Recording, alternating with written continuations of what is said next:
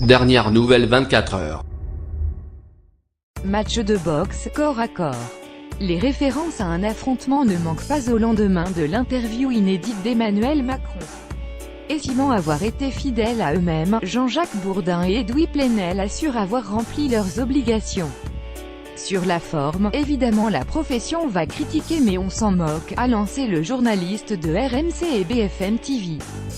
Ce qu'il faut dans une interview avec un président de la République, mais comme avec un leader de l'opposition, c'est ne pas être au service de l'interviewé mais poser les questions qu'on a envie de poser, c'est-il justifié?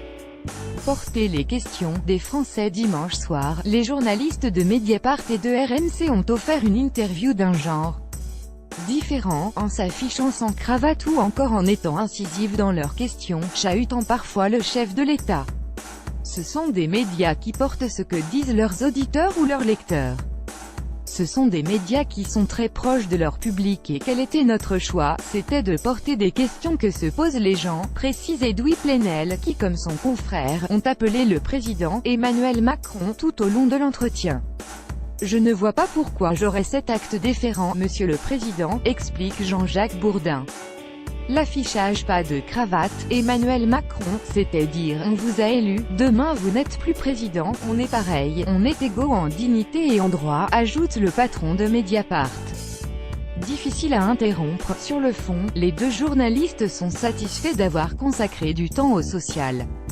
La tenue s'aligne, ce qui m'a frappé c'est qu'il n'a pas saisi l'occasion pour montrer une certaine forme de sensibilité très concrète, tranche Edoui Plenel, rappelant que l'interview a débuté avec la santé ou la justice, des sujets de préoccupation pour les Français.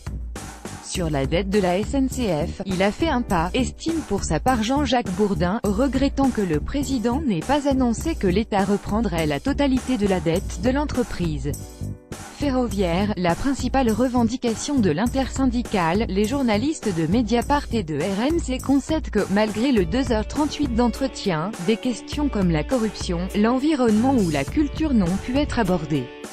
Elles étaient là, je le regrette, confie Jean-Jacques Bourdin. On l'a quand même laissé à un moment, il fallait qu'il pose son discours mais vous avez lu c'est quelqu'un de très difficile à interrompre, abonde Edoui Plenel.